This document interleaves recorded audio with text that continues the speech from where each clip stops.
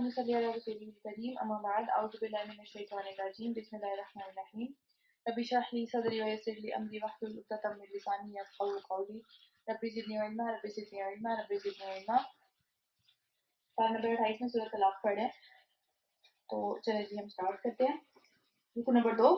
کتنی بستیاں ہیں جنہوں نے اپنے رب سے اور اس کے رسولوں کے حکم کی خلاف ورزی کی تو ہم نے انہیں اس کے بدلے میں جو ہے وہ سخت اس کا عذاب اور سخت اس سے بدلہ لیا. ان ساری باتوں کا ان کو ہم نے بری طرح سزا دی. انہوں نے اپنے کیے کا مزہ چکھ لیا اور ان کا انجام کار بہت ہی گھٹیا اور گھاٹے کا سودا انہوں نے کیا. اللہ تعالیٰ نے آخرت میں ان کے لیے سخت عذاب مہیا کر رکھا ہے. بس اللہ سے ڈرو اے صاحب عقل لوگوں. جو عقل والے لوگ ہیں ان کو اللہ سے ڈرنا چاہیے اور جو کہ ایمان لے کے آئے ہو اللہ تعالیٰ نے ایمان کی نعمت دے دی ہے اور اس کے بعد اللہ سے ڈرتے ہوئے جو ہے وہ سارے معاملات کرنے چاہیے. اللہ نے تمہاری طرف ایک نصیحت نازل کی ہے. ایک ایسا رسول تمہارے پاس آیا ہے جو کہ تم کو اللہ کے حکم سے صاف صاف ہدایات جو ہے وہ سناتا ہے. اس کے بعد آیات پھر سناتا ہے سارے اللہ تعالیٰ کی تاکہ ایمان لانے والوں اور نیک عمل کرنے والوں کو تاریکیوں سے نکال کر روشنی میں لے جائے. جو ساری تاریکیاں جو ظلمت کے اندھیرے ہوتے ہیں جو جہالت کے اندھیرے ہوتے ہیں جو ایک راستہ نہ نظر آنا اپنی صحیح راستے کی پہچان نہ کر پانا اس کے اندھیرے ہوتے ہیں اندر سے نکال کے روشنیوں کی طرف نور کی طرف اور دین کے روشنی کی طرف جو ہے وہ لے کر آ رہے ہیں نبی صلی اللہ علیہ وسلم. جو کوئی اللہ پر ایمان لائے گا اور نیک عمل کرے گا اللہ تعالیٰ اس کو ایسی جنتوں میں داخل کرے گا جس کے نیچے نہریں بہتی ہوں گی.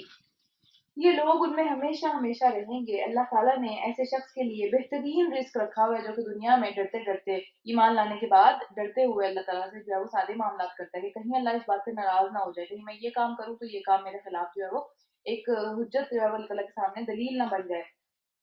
اللہ وہ ہے جس نے 7 آسمان بنائے اور زمین کی قسم سے بھی انہی کی مانند زمین میں سے بھی اسی کی طرح کی چیزیں بھی نکالی. ان کے درمیان حکم نازل ہو کر رہتا ہے. یعنی جو حکم اللہ تعالیٰ نے نازل کرنا ہوتا ہے زمین اور آسمان کے درمیان میں کسی بھی شخص کے لیے کسی بھی مخلوق کے لیے کسی بھی چرند پرند جانور جو بھی ہے کسی کے لیے بھی جو حکم اللہ تعالیٰ نے نازل کرنا ہوتا ہے وہ ہو کے رہتا ہے. اس کو کوئی ٹالنے والا نہیں ہے. یہ بات تمہیں اس لیے بتائی جا رہی ہے تاکہ تم جان لو کہ اللہ ہر چیز پر قدرت رکھتا ہے. یعنی جو کام ہم کر رہے ہیں جو کام ہم چھپا رہے ہیں ہر چیز کے اوپر اللہ تعالیٰ کی پوری پوری قدرت اور اس کے علم میں ہے وہ ساری کی ساری چیزیں. اور یہ کہ اللہ کا علم ہر چیز کے اوپر پورا پورا چھایا ہوا ہے. اس کو اندر باہر ہر چیز کے بارے میں پتہ ہے. اگلی صورت ہے سورۃ تحریم اور یہ ایک خاص جو ہے وہ کانٹیکس میں مدینہ کے اندر نازل ہوئی تھی. ہوا یہ تھا کہ حضرت عائشہ جو کہ حضرت ابوبکر صدیق کی بیٹی تھی اور حضرت حفصہ جو تھی وہ حضرت عمر کی بیٹی تھی اور یہ دونوں نبی صلی اللہ علیہ وسلم کے نکاح میں تھی. ظاہر آپ کو پتہ ہی ہے کہ نبی صلی اللہ علیہ وسلم کی جو وائفس تھیں وہ زیادہ تھیں. ان کے اندر دو جو یہ تھیں یہ تھوڑی لاڈلی بھی تھیں کیونکہ دوسرا ان کو یہ بھی تھوڑا سا تھا کہ ہمارے جو فادرز ہیں وہ بہت قریبی فرینڈز ہیں نبی صلی اللہ علیہ وسلم کے. تو انہوں نے جو ہے وہ آپس میں کچھ تھوڑا سا ہوا معاملہ ان کا جس کی وجہ سے جو ہے وہ یہ صورت اس کے اندر اللہ تعالیٰ نے ان کو تھوڑا سا تنبیہ کی اور نبی صلی اللہ علیہ وسلم کی بیویوں کو جو ہے وہ تھوڑی سی تنبیہ ہے اس صورت کے اندر. تحریم صورت ہے مدنی صورت ہے مدینہ میں نازل ہوئی ہے آخری دور کے اندر. اس کو شروع کرتے ہیں اللہ کے نام سے جو بہت مہربان نہایت رحم فرمانے والا ہے.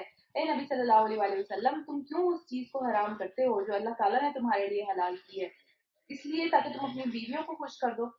ہوا یہ تھا کہ ایک واقعہ اس طرح کا ہوا تھا کہ شہد کے معاملے میں نبی صلی اللہ علیہ وسلم جو ہے وہ کسی اور بیوی کی طرف چلے گئے تھے اور وہاں پہ جو ہے وہ انہوں نے شہد پی لیا تھا اور اس طرح کا کچھ معاملہ ہوا تھا جس کی وجہ سے جو ہے ایک ان کی جو ایک وائف تھی انہوں نے کہا کہ بھئی نہیں یہ جو ہے یہ آپ نے شہد اس لیے مطلب ان کے دماغ میں کچھ الٹی سیدھی اس طرح کی بات آئی بہرحال تو اس کی وجہ سے انہوں نے اپنے آپ کو شہد اپنے اوپر جو ہے وہ شہد کو حرام کر لیا. نبی صلی اللہ علیہ وسلم نے کہا کہ میں آئندہ کبھی بھی شہد ہی نہیں پیا کروں گا نا.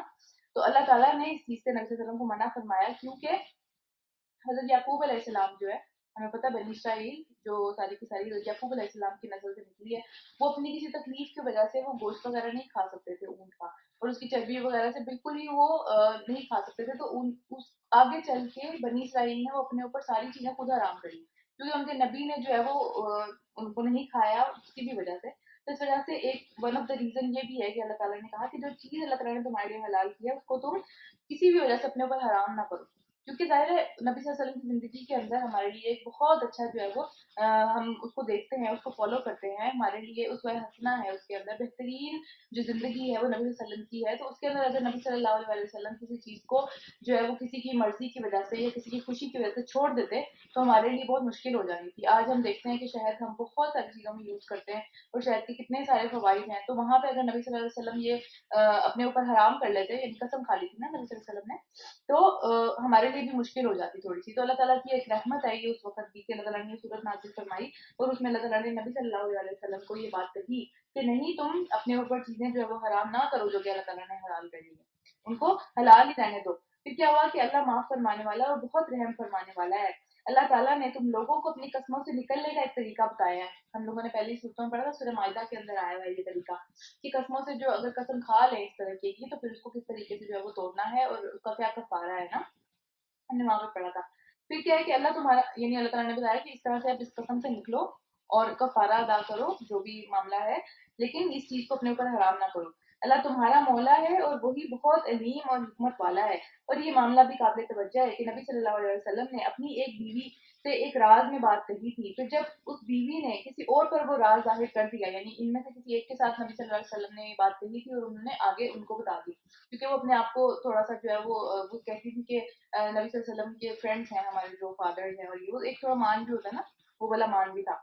تو پھر بری سینس میں نہیں، اچھی ہی سینس میں، ایک جس طرح ہوتا ہے بیویوں کو ایک مان سا ہوتا ہے وہ ان کو بھی تھا. لیکن اللہ تعالیٰ نے اس چیز کو یہاں پہ پسند نہیں کیا. یہاں پہ اس کو جو ہے وہ اللہ تعالیٰ نے کہا کہ اور اللہ اور اس کے نبی کو یہ راز، اللہ تعالیٰ نے نبی صلی اللہ علیہ وسلم کو یہ بات بتا دی کہ یہ بات آگے چلی گئی ہے، یہ بیوی نے جو ہے وہ راز آگے کر دیا ہے. تو اس میں ایک جو اگزامپل ہے، ایک جو سبق ہے ہمارے اپنے لیے بھی کہ ایز اے بیوی اگر شوہر ہمیں کوئی بات بتاتا ہے تو اس کو آگے نہیں کرنا چاہیے. یہ چیز پسندیدہ نہیں ہے، یہ بری چیز ہے، یہ اچھی بات نہیں ہے. جو راز ہیں وہ شوہر کے راز جو ہیں وہ اپنے تک رکھنے چاہیے، آگے نہیں کرنے چاہیے. تو اس پہ اسپیشلی اللہ تعالیٰ نے جو ہے وہ یہ والی آیتیں نازل کی. تو نبی صلی اللہ علیہ وسلم پر اس حد تک کی نبی صلی اللہ علیہ وسلم نے کسی حد تک جو ہے اپنی بیوی کو خبردار بھی کیا، ان سے پوچھا بھی کہ تم نے آگے کر لیا یا کسی طریقے سے، اور کسی حد تک اسے درگزر بھی کر لیا. یعنی کہ بہت زیادہ سختی نہیں کی نبی صلی اللہ علیہ وسلم نے، تھوڑا سا پوچھا اور تھوڑا سا بتایا. اور پھر جب نبی صلی اللہ علیہ وسلم نے اسے یہ بات بتائی تو اس نے پوچھا کہ آپ کو کس نے خبر دی، آپ کو کس نے بتائی ہے یہ بات کہ میں نے آگے کر دی یہ بات. تو نبی صلی اللہ علیہ وسلم نے فرمایا کہ مجھے اس نے خبر دی ہے جو سب جانتا ہے اور خوب باخبر ہے. اگر تم دونوں اللہ سے توبہ کرتی ہو، یعنی حضرت حفصہ رضی اللہ تعالیٰ عنہ اور حضرت عائشہ کی یہاں پہ بات ہو رہی ہے، دونوں جو ہے وہ بہت بڑے بڑے صحابہ ان کی بیٹیاں ہیں، ٹھیک ہے. تو یہ تمہارے لیے بہتر ہے کیونکہ تمہارے دل سیدھی راہ سے ہٹ گئے ہیں کہ اپنے نبی صلی اللہ علیہ وسلم کو، یعنی اپنے نبی کو جو ہے تم تنگ کر رہے ہو نا اپنی باتوں سے اس طریقے سے. اور اگر نبی صلی اللہ علیہ وسلم کے مقابلے میں تم نے گروپ بندی کی کہ ہم دونوں جو ہے وہ آپ کے جو بھی انہوں نے کیا تھا، ٹھیک ہے، وہ ہم انشاءاللہ ڈیٹیل میں بعد میں کبھی پڑھیں گے. پر اگر تم نے اس طرح کی حرکت کی کہ نبی صلی اللہ علیہ وسلم کو تنگ کرنے کی کوشش کی، تو ایون اتنے بڑے بڑے صحابہ کی بیٹیاں ہونے کے باوجود بھی پھر کیا ہوگا کہ اللہ اس کا مولا ہے، اللہ کو پھر کوئی فکر نہیں ہے، اللہ کو اپنے نبی کی سب سے زیادہ فکر ہے. اور پھر اس کے بعد جبریل اور تمام صالح اہل ایمان، چاہے اس میں ہم ان کے والدین بھی ہوں، ارے وہ سب سے زیادہ صالح، سب سے زیادہ صدیق اور حضرت عمر فاروق آپ کو پتہ ہے، اور سب ملائکہ بھی اس کے ساتھی اور مددگار ہیں.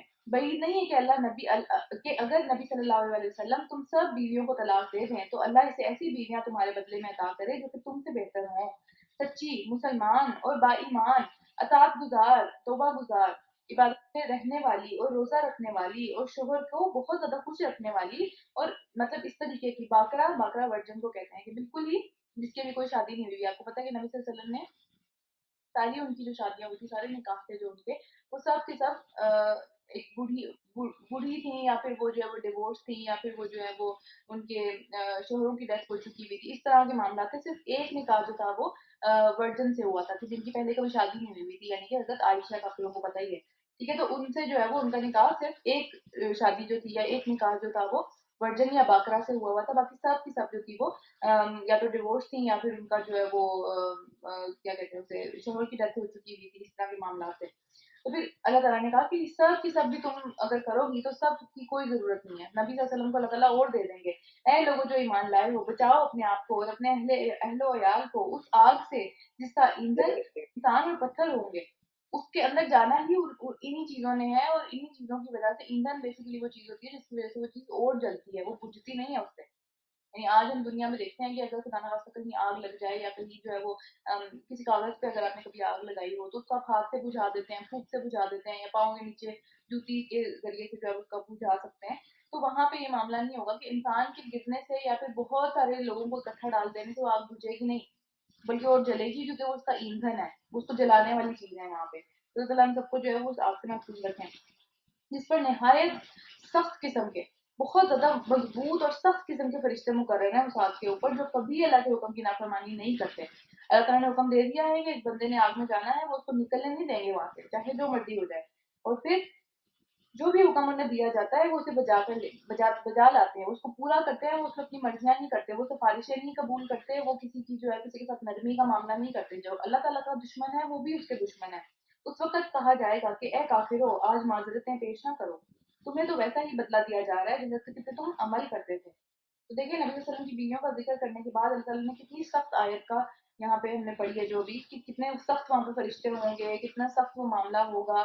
تو دیکھیں کہ کسی کے لیے بھی کوئی چھوٹ نہیں ہے. جو جہاں سے تعلق رکھتا ہے اس کی تعلق ہونا وہاں سے اس کی چھوٹ کی ضمانت نہیں ہے. اس کی چھوٹ کی ضمانت اس کے اپنے اعمال ہیں، اسے اپنا بچنا ہے، وہ کتنا بچ کے چل رہا ہے، وہ کتنا خیال رکھ رہا ہے، اس نے کیا اعمال اپنے لیے اکٹھے کیے ہیں. صرف یہ چیز ہے جو کہ وہاں بچانے والی ہے. کسی سے تعلق ہونا، کسی سے جو ہے وہ کسی کی نسل میں ہونا، یا کسی کو اپنے آپ کو کچھ بہتر سمجھنا کیونکہ میں اس نسل سے ہوں، یہ چیزیں وہاں پہ جو ہے وہ کام نہیں آنے والی. وہاں پہ صرف ایک چیز کام آنی ہے، وہ یہ کہ ہم آگ سے بچ جائیں. اپنے اعمال کے ذریعے سے، اپنی نیتوں کے ذریعے سے، اپنے کاموں کے ذریعے سے، جس بھی طریقے کو یوز کر کے ہم آگ سے بچ جائیں، اس سے جو ہے وہ بچنے کی کوشش کرنی چاہیے، کیونکہ وہ جگہ ایسی نہیں ہے کہ وہاں جایا جائے. رکو نمبر 2 سورۃ تحریم پڑھیں. اے لوگوں جو ایمان لائے ہو، اللہ سے توبہ کرو، خالص توبہ کرو. یہ نہیں ہے کہ منہ سے کہہ دیا کہ توبہ کر لی بس ٹھیک ہے توبہ ہو گئی، نہیں، خالص توبہ کرنی ہے. خالص توبہ کا مطلب کیا ہے کہ اپنے عمل کو بدلنا ہے پھر اس کے بعد، اور دوبارہ وہ کام نہ ہو. پوری اس چیز کی کوشش کرنی ہے کہ وہ کام دوبارہ نہ ہو. بھائی نہیں ہے کہ اللہ تمہاری ساری برائیاں تم سے دور کر دے گا، جو تم کر رہے تھے، جو ہم کرتے ہیں، جس کی وجہ سے ہم نے توبہ کی ہے. اللہ تعالیٰ چاہیں تو وہ چیزیں ہم سے، وہ عادتیں، وہ ساری باتیں ہم سے دور کر دیں، اور اسی طرح ہمارے نامہ اعمال سے بھی اس چیز کو مٹا دے پورا پورا. اللہ چاہے تو کر سکتا ہے نا یہ بھی. اور تمہیں ایسی جنتوں میں داخل کرے گا کہ جن کے نیچے نہریں بہتی ہوں گی. یہ وہ دن ہوگا کہ جب اللہ اپنے نبی صلی اللہ علیہ وآلہ وسلم کو اور ان لوگوں کو جو اس کے ساتھ ایمان لے کر آئے ہیں رسوا نہیں کرے گا. اس دن ان لوگوں کو رسوا نہیں کیا جائے گا، اپنے رسولوں کو، اپنے سارے وہ لوگوں کو جو کہ ایمان لائے تھے اور اس دعوے میں، اس ایمان کے اندر سچے تھے. انہوں نے پروف کیا اپنی زندگی کے اندر کہ واقعی ہم سچے ہیں. صرف یہ نہیں کہ میں ایمان لایا ہوں، یا میں مسلمان ہوں، یا میں مسلمان گھر میں پیدا ہو گیا تو اس وجہ سے جو ہے وہ میرا معاملہ کچھ بدل گیا. نہیں، یہ معاملہ نہیں ہے. ان کا نور ان کے آگے آگے اور ان کے دائیں جانب دوڑا ہوگا، اور وہ کہہ رہے ہوں گے کہ اے ہمارے رب، ہمارا نور ہمارے لیے مکمل کر دے اور ہم سے درگزر فرما، تو ہر چیز پر قدرت رکھتا ہے. یہ جو آیت ہے، یہ جو دعا ہے یہاں پہ، یہ نور، اپنے نور مانگنے کے لیے یہ دعا ہے، بہت اچھی دعا ہے. تو اس کو بھی یاد کرنے کی انشاءاللہ کوشش کریں گے. اے نبی صلی اللہ علیہ وآلہ وسلم، کفار اور منافقین سے جہاد کرو اور ان کے ساتھ سختی سے پیش آؤ. ان کا ٹھکانہ جہنم ہے اور وہ بہت برا ٹھکانہ ہے. نبی صلی اللہ علیہ وسلم اتنے رحم دل تھے، اتنا ان کا نرم دل تھا کہ اللہ تعالیٰ ان کو کہہ رہے ہیں کہ سختی سے پیش آؤ. تم سختی سے پیش نہیں آ رہے. نبی صلی اللہ علیہ وسلم سختی سے پیش نہیں آ رہے تھے. وہ ان کے حق میں بھی بہت زیادہ نرم تھے، بہت زیادہ ان کے بعد یہ بھی چاہتے تھے کہ یہ بچ جائیں اس طرح سے. اتنی بڑی دشمنیاں، اتنے بڑے بڑے نقصانات انہوں نے پہنچائے، لیکن نبی صلی اللہ علیہ وسلم کا دل پتہ نہیں کس طرح اللہ تعالیٰ نے کتنا خوبصورت ان کا دل تھا، اتنا پیارا اور اتنا نرم ان کا دل تھا کہ وہ پھر بھی ان کے لیے جو ہے وہ دعا ہی کرتے تھے کہ اللہ تعالیٰ ان کو ہدایت دے دے، اور ہر کوشش کرتے تھے کہ کسی طرح سے ان کو جو ہے وہ ہدایت آ جائے. اللہ کافروں کے معاملے میں نوح علیہ السلام اور لوط علیہ السلام کی بیویوں کو بطور مثال پیش کرتا ہے. لیکن بیویوں کا ہی معاملہ چل رہا ہے، نبی صلی اللہ علیہ وسلم کی بیویوں کا ہی ابھی تک آگے تک چل رہا ہے کہ ان کے ساتھ کیا ہوا. وہ ہمارے 2 صالح بندوں کی زوجیت میں تھی. بہت زیادہ بڑے پیغمبر تھے یہ دونوں، چھوٹے چھوٹے کوئی ایسی عام لوگوں کی بات نہیں ہو رہی. بہت بڑے پیغمبروں کی بیویاں تھی وہ بھی، مگر انہوں نے اپنے شوہروں سے خیانت کی، اور وہ اللہ کے مقابلے میں ان کے کچھ کام نہ آ سکے. وہ شوہر نہیں بچا سکتے بیوی کو، اگر بیوی جو ہے اپنے آپ کو بچانے والی نہیں ہے تو. اسی طرح اگر بیوی اچھی ہے اور شوہر اچھا نہیں ہے تو وہ بیوی نہیں بچا سکتی اپنے شوہر کو. معاملہ وہی والا ہے، چاہے شوہر اور بیوی کا تعلق ہو، چاہے ماں باپ کا تعلق ہو، چاہے کسی نسل سے تعلق ہو، کوئی بھی جو رشتہ ہے وہ نہیں بچانے والا اگر ہم خود اپنے آپ کو نہیں بچائیں گے تو. چاہے وہ نبی کی بیوی ہونا ہی ہو، چاہے وہ نبی کی اولاد ہونا ہی ہو، وہ بچانے والا نہیں ہے رشتہ کسی بھی طریقے سے. یہاں پہ اتنی بڑی مثال اللہ تعالیٰ نے یہاں پہ بیان کی، اور ایک تنبیہ ہے نبی صلی اللہ علیہ وسلم کی وائفس کے لیے بھی ہم دیکھ رہے ہیں کہ کیا کہ 2 ہمارے صالح لوگوں کی وہ بیویاں تھیں، لیکن وہ اللہ کے مقابلے میں ان کے کسی کام نہیں آ سکے. دونوں نے کہہ دیا، دونوں سے کہہ دیا گیا کہ جاؤ آگ میں جانے والوں کے ساتھ تم بھی چل پڑو، کیونکہ تم نے اپنی زندگی، اپنے سارے کے سارے معاملات زندگی کے اندر بالکل انہیں کے جیسے رکھے. انہی کے ساتھ تھے تم لوگ، تو آج انہی کے ساتھ تم وہاں بھی جاؤ جہاں وہ آج جا رہے ہیں۔ اور اہل ایمان کے معاملے میں اللہ فرعون کی بیوی کی مثال پیش کرتا ہے، کتنا برا اس کا شوہر، اس قدر اس سے زیادہ پاورفل جو بادشاہ ہے وہ دنیا میں نہیں آیا، اس سے زیادہ متکبر غرور والا، اس سے زیادہ برا ترین بادشاہ دنیا کے اندر نہیں آیا۔ بار بار ہم نے قرآن میں فرعون کی مثال پڑھی، بار بار پڑھا کہ وہ کیا تھا، کیا سمجھتا تھا، کتنا غرور تھا اسے، اپنے آپ کو کوئی خدا کہہ دے، یہ چھوٹی سی بات نہیں ہے، اور عبادتیں کروائے اپنی، یہ چھوٹی سی بات نہیں ہے، یہ بہت بڑی بات ہے۔ اور ایون یہ سب کچھ کرنے کے باوجود شیطان نے اس کو کتنا بہکا دیا، کتنا وہ دور نکل گیا کہ وہ اپنے آپ کو ٹھیک سمجھتا تھا یہ کر کے بھی، اس کو کبھی دماغ میں یہ خیال نہیں آیا کہ میں غلط کر رہا ہوں کچھ، اس کو لگا کہ میں تو یہ بہترین، مجھے یہی چیز ٹھیک لگتی ہے، یہی میرا معاملہ ہے، اور اسی طرح کا جو ہے وہ میرا، میں یہی لے کے چل سکتا ہوں، اور اسی بات میں اپنی قوم کو بھی گائیڈ کر سکتا ہوں۔ پڑھا ہے قرآن کے اندر یہ چیز کہ مجھے تو یہ چیز ٹھیک لگی تو میں تم لوگوں کی راستے پہ لے گیا، وہ کہے گا یہ بات؟ تو پھر اس کی اہل ایمان کے مقابلے میں، ان کے معاملے میں اللہ تعالیٰ فرعون کی بیوی کی مثال پیش کرتا ہے کہ جب اس نے دعا کی، کہ بہت ہی پیاری دعا ہے یہ والی بھی، حضرت آسیہ کی دعا ہے یہ، اور ان کو برا ترین شوہر ملا تھا، اس سے زیادہ برا شوہر نہیں مل سکتا کسی کو، لیکن وہ اللہ تعالیٰ نے ان کو کیا مقام عطا کیا ہے کہ وہ جنت میں نبی صلی اللہ علیہ وسلم کی بیویوں میں سے ایک بیوی ہوں گی، ان کو بہترین شوہر دیں گے اللہ تعالیٰ جنت میں، کیونکہ ان کو دنیا میں دیکھیں ان کی معاملہ، ان کی مشکلات کتنی زیادہ تھی۔ پھر کیا ہوا کہ انہوں نے کیا دعا کی کہ میرے رب میرے لیے اپنے پاس جنت میں ایک گھر بنا دے، اور مجھے فرعون اور اس کے عمل سے بچا لے، کیونکہ وہ اس کو مارنے کے چکر میں آ گئے تھے، کیونکہ انہوں نے گواہی دے دی تھی نا، انہوں نے حضرت موسیٰ علیہ السلام کے اوپر ایمان لے آئی تھی وہ، تو پھر مجھے فرعون اور اس کے عمل سے بچا لے، اور ظالم قوم سے مجھ کو نجات دے دے۔ اور عمران کی بیٹی کی مثال دیتے ہیں اللہ تعالیٰ، یعنی مریم علیہ السلام کی، کہ وہ کتنی پیاری تھی، وہ کتنی زیادہ جو ہے وہ اعلیٰ مقام کے اوپر فائز ہو گئی، کہ جس نے اپنی شرمگاہ کی حفاظت کی تھی، پھر ہم نے اس کے اندر اپنی طرف سے ایک روح پھونک دی، یعنی جو حضرت عیسیٰ علیہ السلام کی بات ہو رہی ہے، اور اس نے اپنے رب کی تمام ارشادات اور اس کی کتابوں کی تصدیق کی، اور وہ اطاعت گزاروں میں سے تھی۔ مطلب اللہ تعالیٰ ان دو خواتین کی تعریف کر رہے ہیں کہ وہ دو خواتین جن کی پہلے بات کی گئی، حضرت نوح علیہ السلام اور حضرت لوط علیہ السلام، ان کو اللہ تعالیٰ نے ان کا برا مثال کے طور پہ پیش کیا کہ چاہے وہ جس قدر بڑے مرضی پیغمبر کی بیویاں ہوں، جو مرضی ان کے تعلقات ہوں، ان کی نسلوں میں سے آگے پیغمبر ہوں، کوئی فائدہ نہیں ہے جب تک کہ خود جو ہے وہ انسان اپنا عمل کر کے دکھائے نہ، اپنا عمل کر کے پیش نہ کر سکے۔ اللہ کے سامنے بچنے کی صرف ایک طریقہ ہے، وہ یہ کہ عمل اچھا کیا جائے، ایمان کے بعد عمل اچھا کیا جائے، خالی ایمان بھی فائدہ نہیں دیتا، خالی عمل بھی فائدہ نہیں دیتا اگر ایمان نہیں ہے تو، دونوں چیزیں ضروری ہیں۔ اور پھر اللہ تعالیٰ نے دو نیک ترین خواتین کی جو کہ سب سے اوپر چلی گئی، جو کہ بہت اوپر چلی گئی، ان سے اوپر کوئی خواتین نہیں ہے مقام میں، 5 خواتین ہیں جو کہ سب سے زیادہ بہترین ہیں دنیا کے اندر، ان میں سے دو یہ ہیں جن کی یہاں پہ اللہ تعالیٰ نے مثال بیان کی ہے۔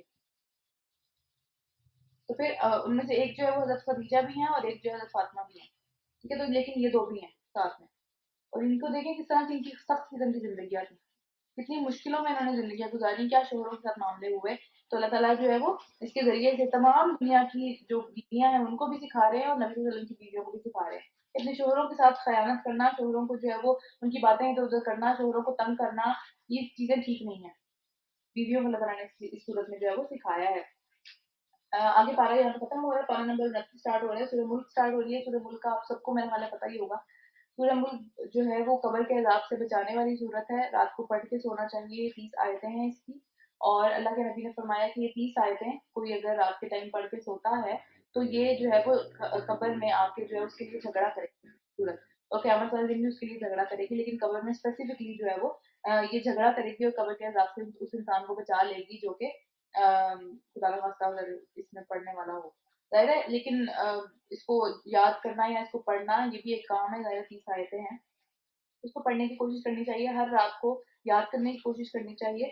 چلیے اس بات پڑھنا شروع کرتے ہیں، مکی صورت ہے یہ، شروع کرتے ہیں اللہ کے نام سے جو بہت مہربان نہایت رحم فرمانے والا ہے، نہایت بزرگ اور بہت برتر ہے، بہت اعلیٰ ہے، بہت اونچا ہے وہ جس کے ہاتھ میں کائنات کی سلطنت ہے، جو سارے کائنات کے نظام کو سنبھال رہا ہے، وہ کتنا بڑا ہوگا، کتنی بڑی کائنات ہے، اور یہ اس کے لیے کچھ بھی نہیں، چھوٹی سی بات ہے، اور وہ ہر چیز پر قدرت رکھتا ہے، جس نے موت اور زندگی کو ایجاد کیا ہے، یہ ساری چیزیں اسی نے بنائی ہیں، زندگی بھی اس نے بنائی ہے، موت بھی اس نے بنائی ہے، ہر ایک کا ٹائم بھی اسی نے مقرر کیا ہے، اور کیوں کیا ہے؟ تاکہ وہ تم لوگوں کو آزما کر دیکھے، ٹیسٹ کرے تم لوگوں کو، سب کے سب لوگوں کو ایک ٹیسٹ سے گزارے کہ تم لوگوں میں سے کون جو ہے وہ بہتر عمل کرے گا، کون جو ہے وہ اللہ تعالیٰ سے ڈر ڈر کے، کون جو ہے وہ اللہ تعالیٰ کے حکم کے مطابق زندگی بسر کرے گا. صرف اس لیے ہماری زندگی ہے اور اسی لیے جو ہے وہ موت آتی ہے. بس صرف زندگی کا یہ مقصد ہے، اس کے علاوہ زندگی کا دوسرا کوئی مقصد نہیں ہے. صرف یہ ایک مقصد ہے زندگی کا کہ اللہ تعالیٰ دیکھ لے کہ کون جو ہے وہ ساری زندگی مشکلیں بھی ہیں، آسانیاں بھی ہیں، نعمتیں بھی ملتی ہیں، نعمتیں چھن بھی جاتی ہیں، پریشانی بھی آتی ہے، بیماری بھی آتی ہے، صحت بھی آتی ہے، زندگی بھی آتی ہے، لوگوں کی موت بھی ہو جاتی ہے. تو ارد گرد والے ساری چیزیں اس لیے ہیں تاکہ اللہ تعالیٰ ہم سب کو آزما کے دیکھ لے کہ ہم اچھا جب ہمیں ملتا ہے تو ہم شکر کرتے ہیں یا نہیں، جب برائی ہمارے ساتھ ہوتی ہے تو ہم صبر کرتے ہیں. یا ہم اللہ تعالیٰ کو جو ہے وہ بری بری باتیں کرنا شروع کر دیتے ہیں نعوذ باللہ، یا پھر ہم جو ہے وہ شکوے میں پڑ جاتے ہیں، مایوسی میں پڑ جاتے ہیں. صرف ایک یہ مقصد ہے دیکھنے کا، ہر چیز اوپر نیچے وقت کا بھیا آپ کو پتا اوپر نیچے ہوتا رہتا ہے. کبھی اچھا وقت آتا ہے، کبھی برا وقت آتا ہے، کبھی آسانی آتی ہے، کبھی مشکل بھی آتی ہے. ہر چیز جو آتی ہے وہ اسی لیے آتی ہے کہ تاکہ اللہ تعالیٰ ہم سب کو آزما کے دیکھ لے.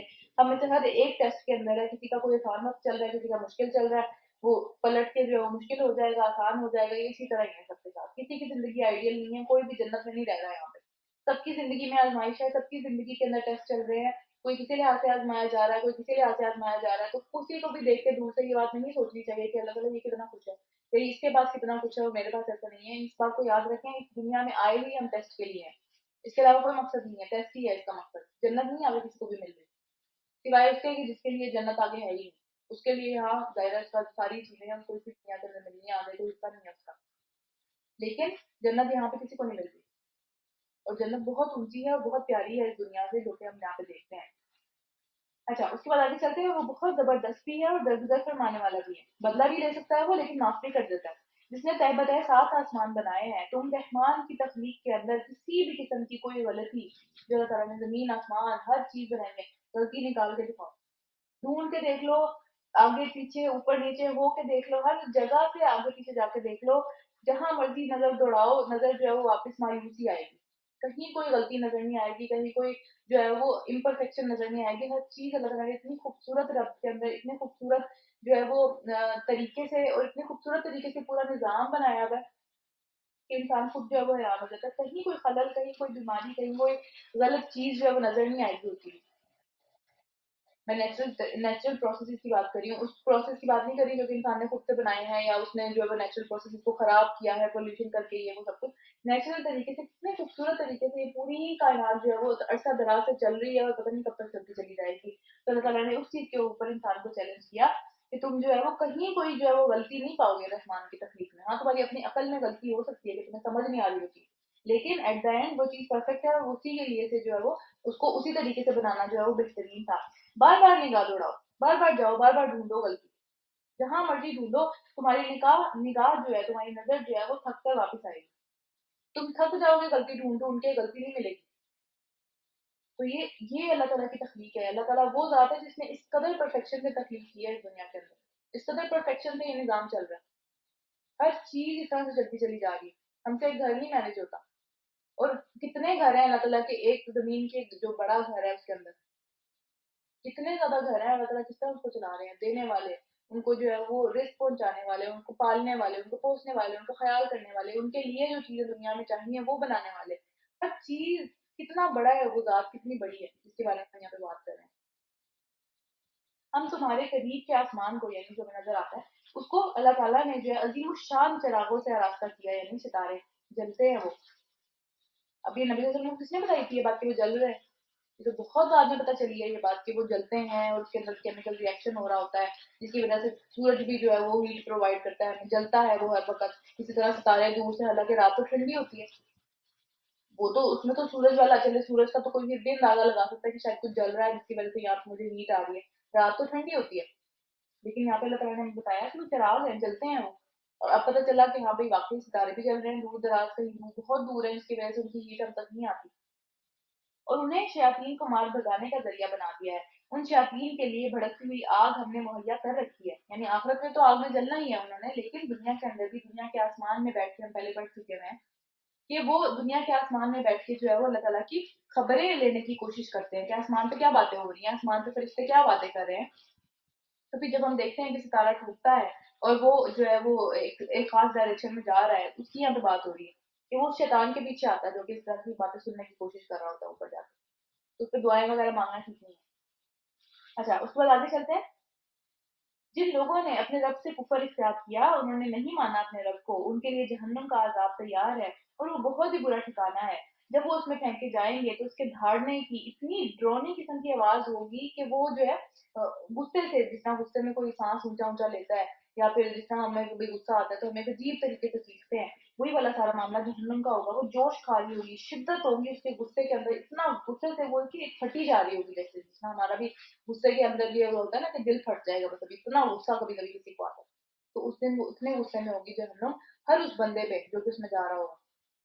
سوچے اس جہنم کی آگ کو غصہ ہے لوگوں کے اوپر جو کہ دنیا میں اللہ تعالیٰ کی بات نہیں مانتے.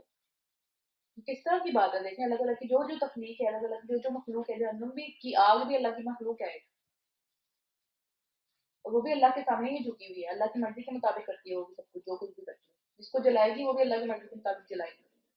دنیا کی آگ کی اللہ کی مخلوق ہے. ہم سب کو پتا ہے حضرت ابراہیم علیہ السلام کو جب آگ میں پھینکا گیا تھا اس نے نہیں جلایا تھا حضرت ابراہیم علیہ السلام کو. تو اللہ کی مخلوق ہے، وہ بھی اللہ کے حکم کے مطابق چلتی ہے. اور اللہ کے جو پیارے لوگ ہوتے ہیں ان کو نہیں جلاتی، ان پر اثر نہیں کرتی وہ. میں دنیا کی آگ کی بات نہیں کر رہی، آخرت کی آگ کی بات کر رہی ہوں ویسے. ٹھیک ہے. تو لیکن اس کا بہت زیادہ اس دن وہ غصے میں ہوگی اور ہر بار جب بھی کوئی اس میں ڈالا جائے گا، کوئی بندہ یا کوئی جن جو ہے، اس کے کارندے ان لوگوں سے پوچھیں گے، یعنی جو وہاں پہ بیٹھے ہوئے ہوں گے، جو وہاں پہ گارڈز ہوں گے اللہ تعالیٰ کے جو بھی اللہ تعالیٰ نے مقرر کیے ہوئے ہیں، وہ ان سے پوچھیں گے کہ کیا تمہارے پاس کوئی خبردار کرنے والا نہیں آیا تھا؟ تم یہاں تک کیسے آ گئے؟ اتنے برے مقام تک تم کیسے پہنچ گئے؟ کیا تمہیں پتا نہیں تھا کہ یہ مقام آگے کھڑا ہوا ہے؟ کیا تمہیں پتا نہیں تھا کہ اللہ تعالیٰ نے تم سے پوچھنا ہے کہ یہ چیز کیا کر کے آئے ہو دنیا کے اندر؟ تو وہ جواب دیں گے کہ ہاں خبردار کرنے والا آیا تھا ہمارے پاس، ہم نے سنی تھی یہ بات، مگر ہم نے اس کو جھٹلا دیا. ہمیں دنیا بہت عزیز تھی، ہمیں اپنا جو دنیا کے معاملات تھے وہ بہت عزیز تھے، ہمیں اپنا جو اسٹیٹس تھا یا ہماری جو ریپوٹیشن تھی، ہماری فالوئنگ تھی، ہماری مال و دولت، جو بھی کسی بھی چیز کی وجہ سے، انا کی وجہ سے جو ہے ہم نے جھٹلا دیا اسے. اور ہم نے اور کہہ دیا کہ اللہ نے کچھ بھی نازل نہیں کیا، یہ اپنی طرف سے باتیں کر رہا. ہم نے کتنے رسولوں کی یہاں پہ قصے پڑھے، کتنے رسولوں کی ہم نے جو ہے وہ اپنی زندگی کی، ان کی اللہ تعالیٰ نے ان کی زندگی کے بارے میں ہمیں بتایا کہ جب بھی وہ گئے ہمیشہ لوگوں نے یہی کہا کہ نہیں یہ تو اپنی طرف سے کچھ کہہ رہا ہے، یہ تو پاگل ہو گیا، یا یہ تو جو ہے وہ چاہتا ہے کہ ہم سے ہمارا ساری شان و شوکت چھین لے. بس اس سے آگے کوئی بات بڑھی ہی نہیں کبھی کسی کے دماغ میں کہ کوئی ہمارا جو ہے وہ ہمارا ویلیوشن بھی ہو سکتا ہے، کوئی ہمارا جو ہے وہ خیر خواہ بھی ہو سکتا ہے، کوئی چاہ سکتا ہے کہ اللہ تعالیٰ کسی کو بھیج سکتا ہے کہ بھائی جو ہمیں آگ میں جو ہم جانے لگے ہیں اس سے بچا لیں. اس سے آگے بات ہی نہیں سوچ سکے. تو پھر کیا ہوا کہ تم بڑی گمراہی میں پڑے ہوئے ہو. ہم نے اس کو ہی کہہ دیا کہ تم بڑی گمراہی میں ہو، ہم تو بالکل ٹھیک ہے، تم غلط کہہ رہے ہو. اور وہ کہیں گے کہ کاش ہم سنتے یا سمجھتے تو آج اس بڑھتی ہوئی آگ کے ہم جو ہے وہ یہ ہمیں سزا میں نہ ملتا. کاش ہم اس وقت سمجھ جاتے، کاش ہم اس وقت جو ہے ان کی بات سن لیتے. اس طرح وہ اپنے قصور کا خود اعتراف کریں گے، خود مان لیں گے. لاگت ہے ان دو دوکیوں کے اوپر جو پوری زندگی میں ان کو ایک لمحہ نہیں ملا سوچنے کا، ایک لمحہ واپس پلٹنے کا نہیں ملا، جو وہاں پہ جا کے وہ پچھتا رہے ہیں دنیا میں پچھتا لیتے. کتنی لمبی زندگی ہوتی ہے ہماری دنیا کے اندر. پہلے ہم بچے ہوتے ہیں، پھر ہم جو ٹین ایج میں جاتے ہیں، پھر ہم بڑے ہو جاتے ہیں، پھر شادیاں ہو جاتی ہیں، پھر ہمارے بچے ہو جاتے ہیں، پھر ہمارے بچوں کے بچے ہو جاتے ہیں، پھر ہم بوڑھے ہو جاتے ہیں. پتہ نہیں کہاں تک چلتا ہے یہ سلسلہ. ایک بندہ نہیں آیا جو کہ جس کی وجہ سے سیکھ لے. ایک بندہ نہیں آیا جو ہمیں اپنے اوپر جو ہے وہ واپس جو ہے سوچنے پہ مجبور کر دے. ایک لمحہ ایسا نہیں آیا کہ جس کے اندر ہم واپس سوچ لیں کہ ہم نے کچھ غلط بھی کیا ہے. یہ تو واقعی بے بسی والی بات ہے نا، یہ تو واقعی پھر لعنت والی بات ہے کہ اللہ تعالیٰ نے کہا لعنت ہے ایسے دو کے اوپر جو پوری زندگی لگا کے بھی کوئی فائدہ نہیں ہوا انہیں زندہ رہنے کا، کہ جنت ہی کما لیتے. اور جو لوگ بے دیکھے غیب کے اندر اپنے رب سے ڈرتے ہیں یقیناً ان کے لیے مغفرت ہے، یقیناً ان کے لیے ہے یہ چیز، اس میں کوئی شک نہیں ہے. اور بہت بڑا اجر ہے. تم خواہ چپکے چپکے باتیں کرو یا اونچی آواز میں باتیں کرو، اللہ کے لیے برابر ہے. وہ تو دلوں کے حال تک جانتا ہے. کیا وہی نہیں جانے گا جس نے پیدا کیا؟ ماں کو پتا ہوتا ہے نا بچے کے دماغ میں کیا چل رہا ہے، ماں کو پتا ہوتا ہے کہ بچہ کیا چاہ رہا ہے، بغیر بولے بغیر کچھ کہے وہ اس کو سمجھ جاتی ہے. تو ماں سے 70 گنا زیادہ جو پیار کرنے والا ہے، جاننے والا ہے، جس نے واقعی پیدا کیا ہے، جس نے اس ماں کو بھی پیدا کیا اس بچے کو بھی پیدا کیا، وہ نہیں جانے گا کہ دلوں میں کیا چلتا ہے. حالانکہ وہ تو بہت بڑی ایک چھوٹی سے چھوٹی بات اس کو پتا ہے اور ہر چیز کی خبر ہے اسے. حکم نمبر 2 سورہ ملک کا پڑھیں، پارہ نمبر 29 اسٹارٹ ہو گیا ہے. وہی تو ہے جس نے تمہارے لیے زمین کو تابع کر دیا، تم جب چاہتے ہو وہ جو ہے نا جس طرح چاہتے ہو اس کو ٹریٹ کرتے ہو زمین کو. اس کے اندر گند ہم مچاتے ہیں, اس کو ہم جس طرح گندے طریقے سے ابیوز کر کے یوز کرتے ہیں اس کی ساری چیزوں کو, اس کے پانی کو, اس کے ذخائر کو, اس کے اندر سے جو چیزیں نکلتی ہیں ان کو جیسے چاہتے ہیں ہم یوز کرتے ہیں. زمین اٹھ کے ہمارے اوپر جو ہے کچھ کرتی نہیں ہے. اللہ تعالیٰ نے اس کو ہمارے قبضے میں دیا, ورنہ اتنی بڑی مخلوق ہم کبھی قبضے میں کر سکتے تھے اللہ تعالیٰ کو؟ تو اللہ تعالیٰ نے کبھی بتایا کہ میں نے زمین کو تمہارے تابع کر رکھا ہے, جس طرح چاہتے ہو اس میں ہل چلاتے ہو, اس کو پانی دیتے ہو, اس میں سے فروٹس نکلتے ہیں, اس میں سے ویجیٹیبلس نکلتی ہیں, ہر کھانے کی چیز اس کے اندر سے نکلتی ہے. ایون ہم جو گوشت بھی کھاتے ہیں وہ بھی کھانے کی چیز, اس کی کھانے کی چیزیں زمین کے اندر سے نکلتی ہیں. تو یہ زمین اتنی بڑی مخلوق ہمارے ہمیں کنٹینیوسلی فائدہ دیتی جا رہی ہے, دیتی جا رہی ہے, دیتی جا رہی ہے. یہ اللہ تعالیٰ کی حکمت ہے, اللہ تعالیٰ نے بنایا ہے اس کو اس طریقے سے. اللہ تعالیٰ نے اس کو حکم دیا ہے, اس کی وجہ سے وہ ہمارے نیچے آ گئی ہے. ہمارے اشاروں پہ وہ جو ہے وہ کام کرتی ہے جو ہم چاہتے ہیں اس کے اندر سے. اتنی بڑی مخلوق کو ورنہ ہم کبھی قابو نہ کر سکتے. چلو اس کی چھاتی کے اوپر ہم چلتے ہیں اور ہم آگے بڑھ جاتے ہیں, زمین ہمیں آگے پش کرتی ہے. جو بھی معاملات ہیں سائنس کے اندر جائیں گے تو زیادہ بہتر سمجھ میں آتا ہے کہ زمین کتنی بڑی نعمت ہے ہمارے اوپر. وہ کس طریقے سے ہمیں جو ہے وہ سپورٹ کرتی ہے ہماری زندگیوں کے اندر. ہم یہ نہ ہو ہم کیا کریں گے؟ یہ آگے سے کچھ ریئیکشن شو کرنے لگ جائے ہم کیا کریں گے؟ کچھ بھی نہیں کر سکتے. اور کھاؤ خدا کا رزق جو کہ اسی زمین میں سے نکلتا ہے. اس کے حضور تمہیں دوبارہ زندہ ہونا ہے, کیا تم اس دن سے بے خوف ہو گئے ہو, یا اس ہستی سے بے خوف ہو گئے ہو جو آسمان میں ہے؟ یہ زمین اس نے تمہیں دی ہے, یہ آسمان اس نے بنایا ہے, تم اس سے بے خوف ہو کے زمین کے اندر چل پھر رہے ہو, اسی کی مخلوق کے اندر چل پھر رہے ہو. وہ چاہے فوراً سے تہس نہس کر دے, تمہیں زمین میں دھسا دے, وہ اس کا کوئی خوف نہیں ہے. اور یہ کہا کہ زمین جو ہے وہ جھکولے کھانے لگی, اتنا سخت قسم کا زلزلہ آئے سب کچھ گر جائے اس کے اوپر سے.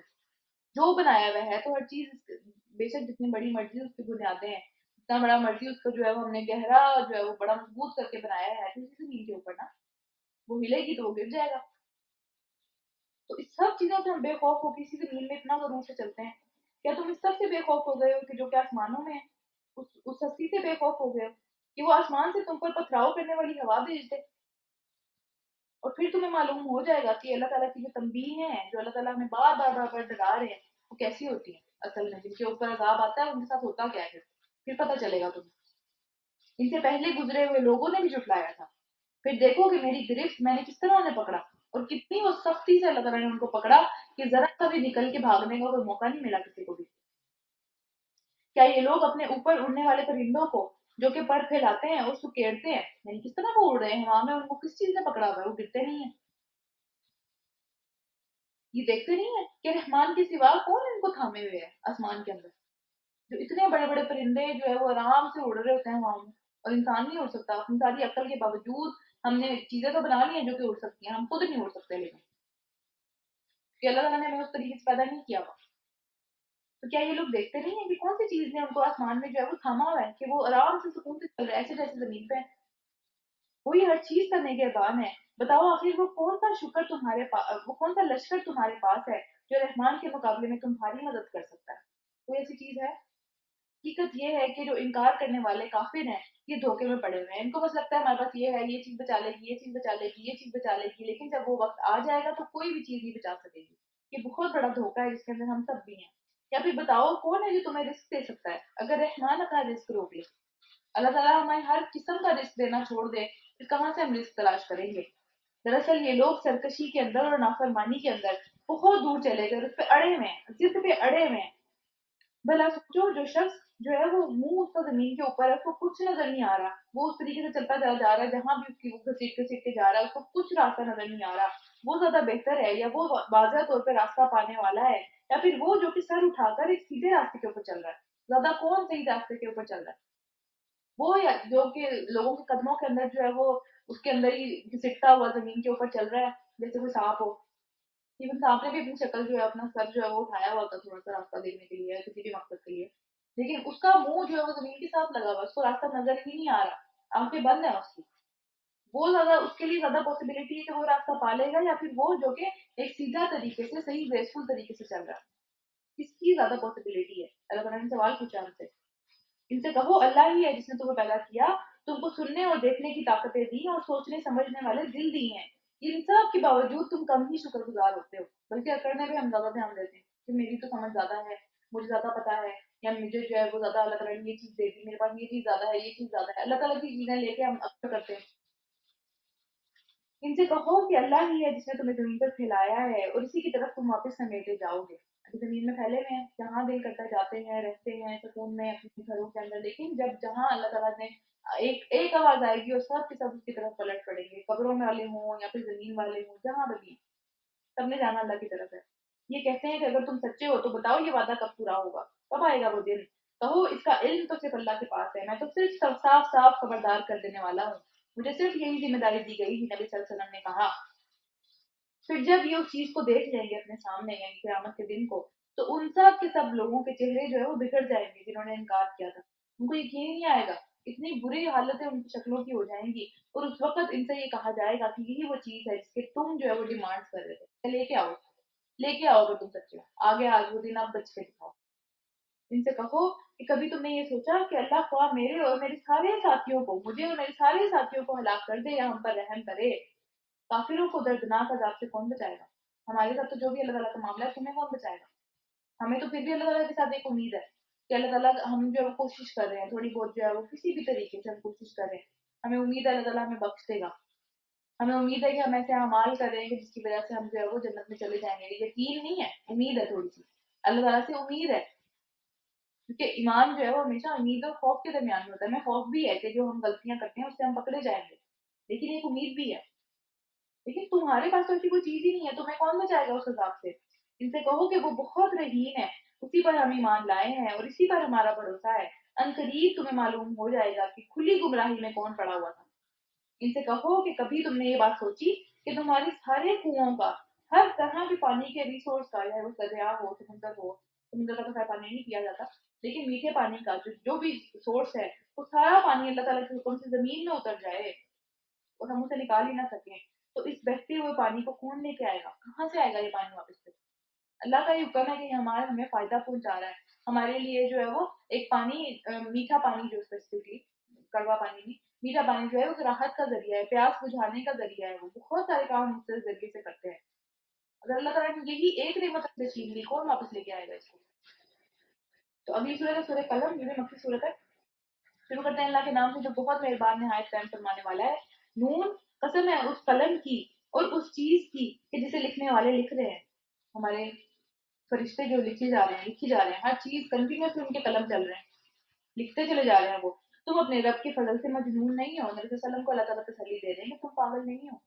یہ تمہیں ہر وقت پاگل کہتے رہتے ہیں، ہر وقت جو ہے وہ کہتے ہیں کہ ان کے اوپر جنون کے دورے پڑتے ہیں، ان کے اوپر کوئی جن آ گیا ہے، کوئی سایہ آ گیا، کوئی جن ہے جو ان سے یہ ساری باتیں ان کو بتا رہا ہے. کہ قدر عجیب اور گندے قسم کے وہ الزامات نبی صلی اللہ علیہ وسلم کے اوپر لگاتے تھے کہ اللہ تعالیٰ بار بار بار بار ہم نے دیکھا تسلی دیتے ہیں اپنے نبی کو کہ نہیں، ایسا نہیں ہے، ایسا نہیں ہے. اور یقیناً تمہارے لیے ایسا اجر ہے کہ جس کا سلسلہ کبھی بھی ختم نہیں ہونے والا، ہمیشہ رہنے والا اجر ہے. اور بے شک تم اخلاق کے بہت بڑے مرتبہ پر فائز ہو. نبی صلی اللہ علیہ وسلم کی تعریفیں کر رہے ہیں اللہ تعالیٰ اس صورت کے اندر. ان قریب تم بھی دیکھ لو گے اور وہ لوگ بھی دیکھ لیں گے کہ تم میں سے کون جنون میں مبتلا ہے. کیا حال ہوگا، کون جو جنون کی حالت میں کھڑا ہوگا. مطلب ہمیں پتا ہے نا کہ لوگ جو ہے وہ اس طرح سے بہیو کر رہے ہوں گے کہ جیسے وہ پاگل ہیں، ان کے اوپر کوئی جن آ گیا، اس طرح سے بہیو کر رہے ہوں گے. اپنے اپنے کنٹرول میں نہیں ہوں گے، وہ اتنا زیادہ مشکل دن ہے وہ.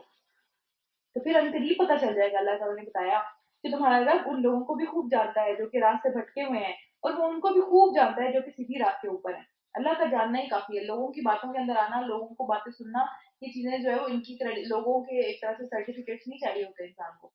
اللہ تعالیٰ کا جاننا کافی ہے. لہٰذا تم ان جھٹلانے والوں کے دباؤ میں ہرگز نہ آؤ.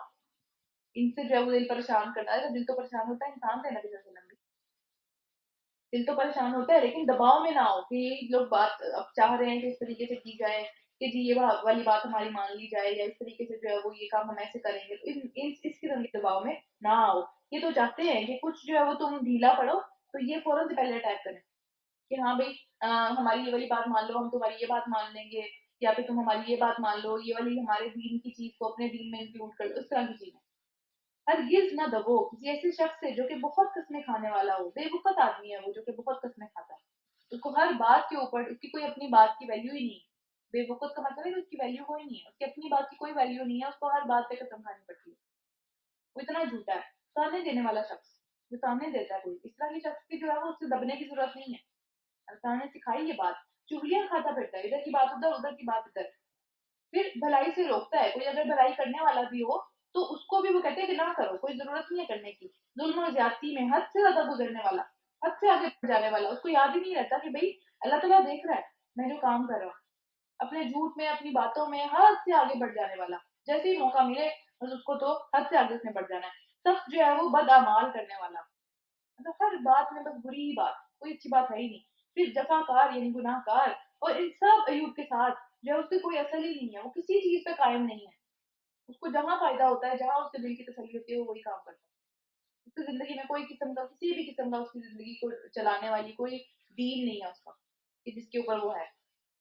وہ بس اپنے ہی فائدے کے اوپر ہے، اپنے غصے میں، اپنے جو ہے وہ دل کے، جو بھی اس کے دل کے اندر چلتا ہے وہ اسی کے اوپر جو ہے وہ عمل کرتا ہے. اس کا کوئی دین نہیں ہے، اس کا دل ہی بس اس کے ساتھ ہے. پھر کیا ہے، اس بنا پر کہ وہ بہت مال اور اولاد رکھتا ہے، صرف اس وجہ سے وہ سمجھتا ہے کہ ہر کام میں کر سکتا ہوں دنیا کے اندر. میرے پاس اتنی پاور ہے، میرے پاس اتنی اتھارٹی ہے، میرے پاس اتنی مال اور اولاد ہے، میرے پاس جو ہے وہ اولاد کے ذریعے سے اللہ تعالیٰ نے مجھے طاقتور کیا ہے، یا پھر میرے جو رشتے دار ہیں ان کی وجہ سے میں، یا میں کسی اسپیسیفک نسل سے تعلق رکھتا ہوں اس وجہ سے میں بہتر ہوں. بس اس کے علاوہ کچھ نہیں ہے اس کے پاس کہ وہ یہ سارے کام کرے.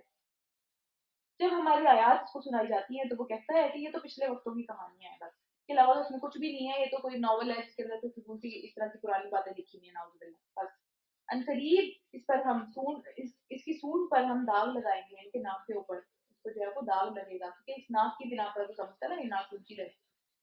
اس ناک کو اونچا رکھنے کے لیے ہر انسان کو نیچے کر دیا. اس ناک کو اونچا رکھنے کے لیے جو وہ ہر حد سے آگے بڑھ گئے کہ میری جو انا ہے، میری جو ایگو ہے بس وہ قائم رہے. باقی خیر ہے، کسی کا دل دکھ رہا ہے، کسی کو میں تنگ کر رہا ہوں، کسی کا حق مارا جا رہا ہے، یا کسی کے ساتھ میں زیادتی کر دی ہے، کوئی فرق نہیں پڑتا، بس میری ناک اونچی رہے. تو اسی ناک کے اوپر جو اللہ تعالیٰ کہہ رہے ہیں ہم داغ لگائیں گے. اسی ناک کو جو ہے وہ مٹی میں مل جائے گی وہی ناک. ہم نے ان اہل مکہ کو اس طرح آزمائش میں ڈالا ہے کہ جس طرح ایک باغ کے مالکوں کو آزمائش میں ڈالا تھا جب انہوں نے قسم کھائی کہ صبح سویرے ضرور اپنے باغ کے پھل توڑ کر کھائیں گے. یعنی ایک ان کے پاس بہت ہی اچھا باغ تھا اور بہت ہی زیادہ غرور تھے وہ اس باغ کے اوپر. حالانکہ اللہ تعالیٰ کی دی ہوئی چیز ہے وہ بھی. اور اسی طرح مکہ والے بھی بڑے مغرور تھے کہ بھائی کعبہ کی ہم حفاظت کرتے ہیں، ہم جو ہے وہ حاجیوں کو کھانا پلا کھلاتے ہیں، ہم تو بہت نیک ہیں. تو وہی والا معاملہ. پھر کیا ہوا کہ انہوں نے ضرور قسم کھائی کہ یہ جو پھل ہیں یہ ہمارے اپنے ہی ہیں، ہم صبح اٹھ کے ضرور یہ توڑیں گے اور اس سے فائدہ اٹھائیں گے.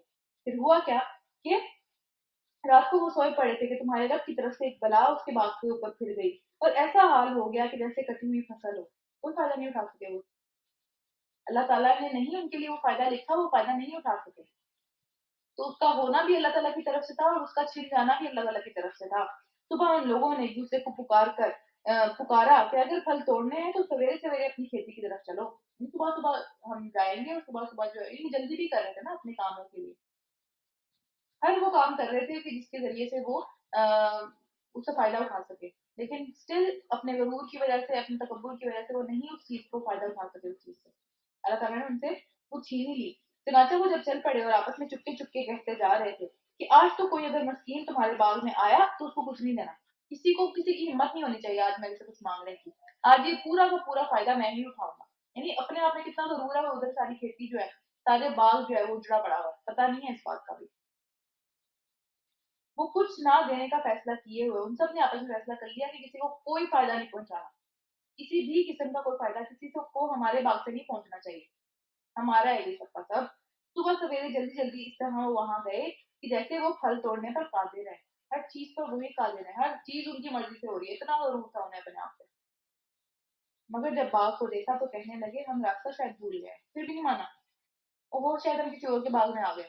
یہ تو ہمارا باغ نہیں ہو سکتا. ہم نے تو اتنی محنت کی تھی اس کے اوپر. ہم تو کل دیکھ کے گئے ہیں، ابھی بالکل ٹھیک تھا سارا کچھ. پھر پتہ چلا کہ نہیں، بلکہ ہم محروم رہ گئے ہیں. اللہ تعالیٰ نے چھین لی ہم سے وہ چیز اس کے اوپر ہمیں بڑا غرور تھا. ان میں سے جو سب سے بہترین آدمی تھا اس نے کہا کہ میں نے تم سے نہ کہا تھا کہ تم تصویر کیوں نہیں کرتے، اللہ سے شکر ادا کیوں نہیں کرتے اللہ تعالیٰ کا کہ اللہ تعالیٰ نے یہ بات، یہ ساری کی ساری چیز، یہ باغ، یہ بہترین پھل تمہارے قبضے میں دے دیے.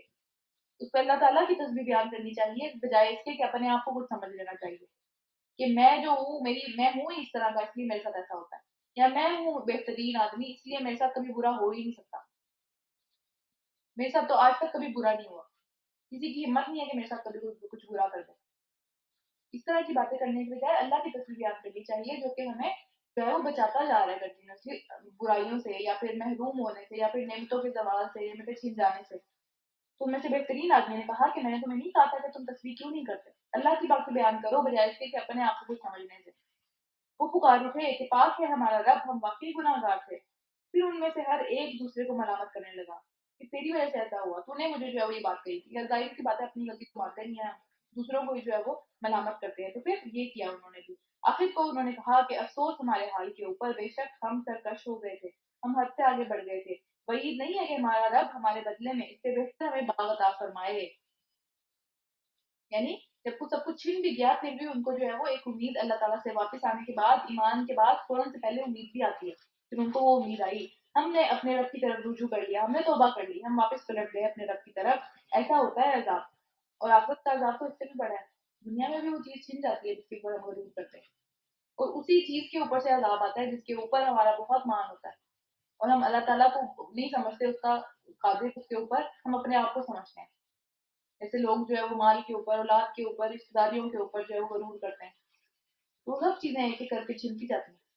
انہی چیزوں میں سے عذاب آتا ہے, انہی چیزوں کے اوپر سے امتحان آتا ہے جس چیز کو ہم سب سے زیادہ اپنے دل کے قریب رکھتے ہیں. چاہے وہ مال ہو, اولاد ہو, رشتے داریاں ہو, شان و شوکت ہو, یا پھر کچھ بھی ہو جائے. ہر چیز, ہر انسان کے لیے معاملہ ڈفرینٹ ہے, وہ کس چیز کو اپنے دل کے سب سے زیادہ قریب رکھتا ہے, اسی چیز کے بارے میں جو ہے وہ مصیبت آتی ہے. پھر اس سے بھی بڑا آخرت میں بھی عذاب تیار ہے اگر واپس نہیں پلٹیں گے تو.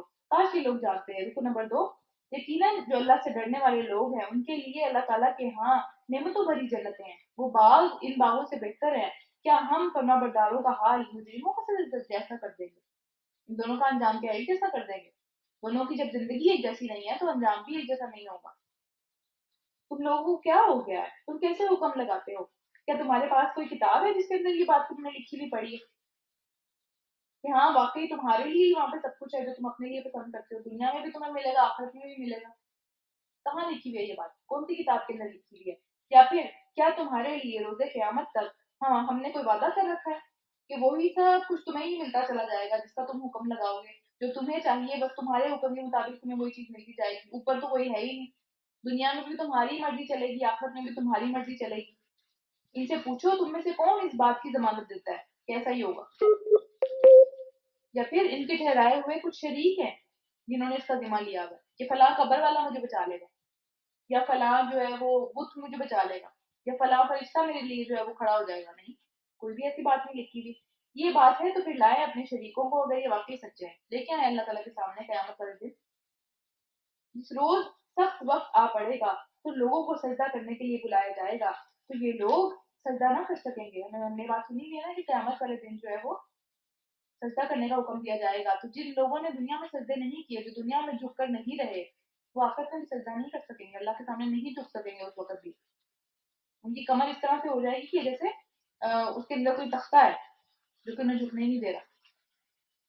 تو آج اگر ہم اللہ کے آگے نہیں جھکیں گے, آج اگر ہم اکڑ کے رہیں گے تو پھر کل بھی اکڑے رہیں گے قیامت والے دن بھی. اور اس دن تو واضح پتہ چل جائے گا کہ یہ بندہ جو ہے اس نے کبھی جھکا نہیں ہے, اپنے اندر ہی اکڑا ہی کھڑا رہا. اور اس میں دو طرح کے مطلب ہے, ایک تو نماز کا جھکنے کا مطلب ہے کہ نمازیں نہیں پڑھی, اور دوسرا کہ اپنے آپ میں جو ہے وہ اکڑے رہے, اپنے آپ کو جو ہے وہ کچھ سمجھتے رہے. تو پھر وہ لوگ جھک نہیں سکیں گے, اس وقت بھی نہیں جھک سکیں گے. جو دنیا میں نہیں جھکا وہ آخرت میں بھی نہیں جھک سکے گا. ان کی نگاہیں نیچی ہوں گی, وہ جھکنا چاہتے ہوں گے اس وقت اللہ کے آگے. ذلت ان کے اوپر چھا رہی ہوگی, ساری دنیا جو ہے وہ اس وقت دیکھ رہی ہوگی کون لوگ ہیں جو جھکے ہی نہیں, اپنے رب کے آگے نہیں جھکے. جو بغیر دیکھے نہیں جھکا وہ دیکھ کے بھی نہیں جھکے گا. تو یہاں پہ یہ پتہ چلتا ہے یہ جب صحیح اور سالم تھے اس وقت انہیں سجدے کے لیے بلایا جاتا تھا اور یہ انکار کرتے تھے. تب نہیں جھکے تو بعد میں بھی نہیں جھک سکتے. تو اس وقت سے پناہ مانگنی چاہیے, یہ وقت اچھا نہیں ہے. تو آج جو ہے وہ جھک جانا چاہیے ہمیں, آج جو ہے وہ اللہ تعالیٰ کے سامنے سجدے میں جھک جانا چاہیے. بس اے نبی صلی اللہ علیہ وآلہ وسلم تم اس کلام کے جھٹلانے والوں کا معاملہ مجھ پر چھوڑ دو. اللہ تعالیٰ نے فرمایا کہ میں ان کو خود دیکھ لوں گا, کوئی پریشان ہونے کی بات نہیں ہے. ہم ایسے طریقے سے ان کو آہستہ آہستہ تباہی کی طرف لے کر جا رہے ہیں کہ ان کو خبر ہی نہیں ہو پا رہی کہ تباہی میں جا رہے ہیں. میں ان کی دستی دراز کر رہا ہوں, میری چال بہت زبردست ہے, میری چال کا جب انجام ہوگا تو یہ بچ نہیں پائیں گے. پھر کیا تم ان سے اجر طلب کر رہے ہو کہ یہ جو ہے وہ اس چٹی کے بوجھ کے تلے دبے جا رہے ہو؟ یعنی کیا مسئلہ ہے ان کے ساتھ, کیوں نہیں یہ بات پہ اوپر ایمان لے کے آتے؟ کیا کوئی ان سے پیسے مانگ رہا ہے کہ مان لے؟ اپنا ہی فائدہ ہے اس چیز کے اندر. تو پھر اتنا بوجھ اتنا مسئلہ کیوں بنایا ہوا اس بات کو؟ اپنا ہی فائدہ نہیں دیکھ سکتے یہ لوگ؟ کیا ان کے پاس کوئی غیب کا علم ہے جسے یہ لکھ رہے ہوں گے؟ اچھا اپنے رب کا فیصلہ صادر ہونے تک پھر صبر کرو اور مچھلی والے یعنی یونس علیہ السلام کی طرح نہ ہو جاؤ، جلدی میں جاؤ، کیونکہ انہوں نے اپنے رب کا فیصلے کا ویٹ نہیں کیا تھا، وہ پہلے ہی نکل گئے تھے اپنے مسجد سے نا. جب اس نے پکارا تھا اور وہ غم سے بھرا ہوا تھا مچھلی کے پیٹ میں، جو اللہ تعالیٰ کے اس نبی نے یعنی حضرت یونس علیہ السلام نے اللہ تعالیٰ کو پکارا، تو وہ بہت غم میں تھے اس وقت، بہت زیادہ تکلیف آئی تھی ان کے اوپر، ان کی کھال تک گل گئی تھی، اور جسم پہ جو ہے وہ بہت زیادہ نشانات اور پھوڑے اور بالکل گل چکی تھی وہ کھال. مچھلی کے پیٹ میں ظاہر تیزاب ہوتا ہے، ہمارے بھی پیٹوں میں تیزاب ہوتا ہے جو کھانے کو ہضم کرتا ہے، تو وہ گل چکے تھے پورے کے پورے.